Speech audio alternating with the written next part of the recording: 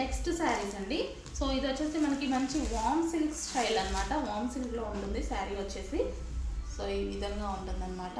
Border butterflies.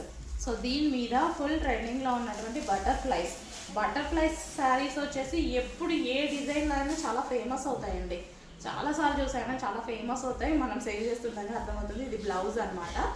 Overall sari look.